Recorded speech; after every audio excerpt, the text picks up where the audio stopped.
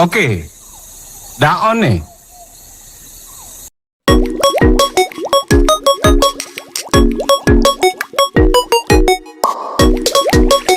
Saya Indonesia Sri Dewansyah, pemateri pertama dari kelompok 2. Saya Cynthia sebagai pemateri kedua dari kelompok 2.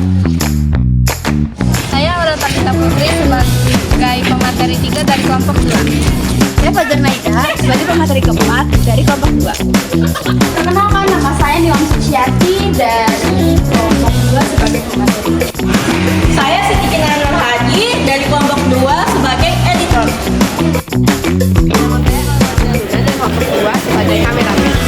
Assalamualaikum. Saya perwakilan dari kelompok 2 sekaligus pemateri pertama akan menjelaskan materi tentang hubungan erat Pancasila dan Undang-Undang Dasar Negara Republik Indonesia tahun 1945. Hubungan Pancasila dan Undang-Undang Dasar Negara Republik Indonesia tahun 1945.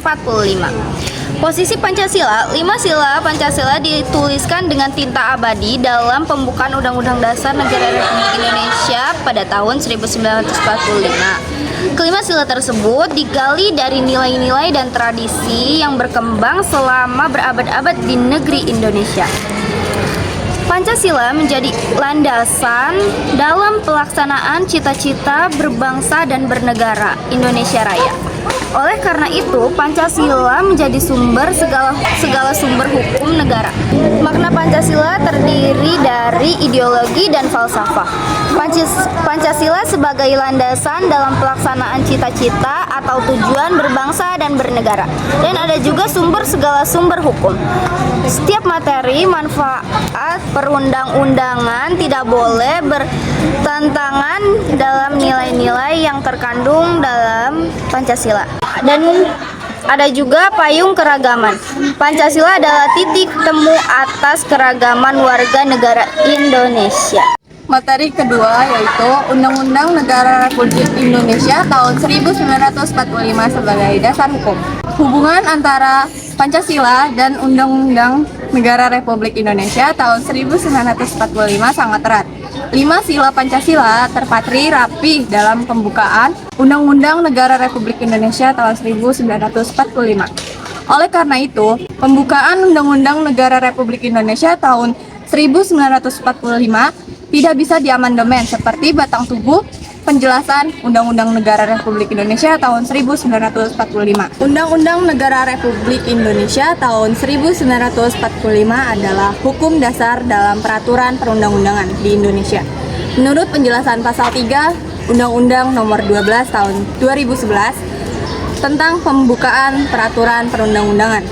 Maksud hukum dasar adalah norma dasar bagi pembukaan peraturan perundang-undangan yang merupakan sumber hukum bagi pembukaan peraturan perundang-undangan di bawah Undang-Undang Dasar Negara Republik Indonesia tahun 1945.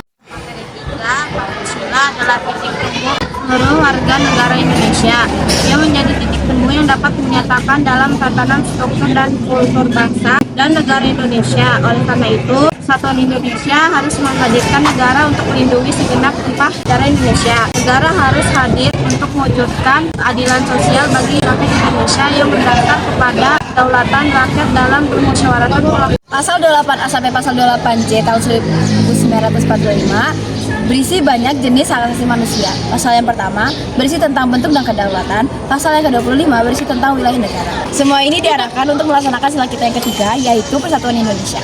Pasal yang mengatur kekuasaan pemerintah seperti pasal 4, 5, 6, 6A, 7, 7A, 7B, dan 8 sampai 16. Kesimpulannya, kita dapat menunjukkan beberapa pasal dalam Undang-Undang Dasar Negara Republik Indonesia tahun 1945 untuk menggambarkan pasal-pasal yang dirumuskan terkait erat dengan 5 sila Pancasila yang terekam dalam Negara Republik Indonesia tahun 1945.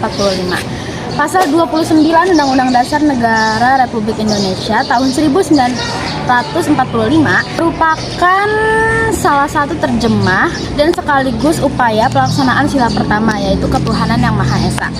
Pasal 34 Undang-Undang Dasar Negara Republik Indonesia tahun 1945 erat kaitnya dengan usaha pelaksanaan sila kemanusiaan yang adil dan beradab.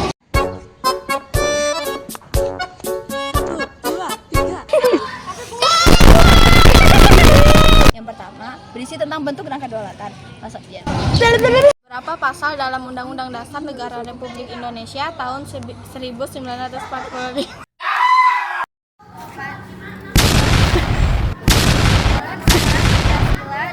Saya pemateri kedua dari kelompok 2. Namamu siapa?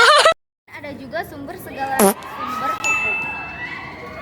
Mau jadi Michael Jordan. Ya, bener sih.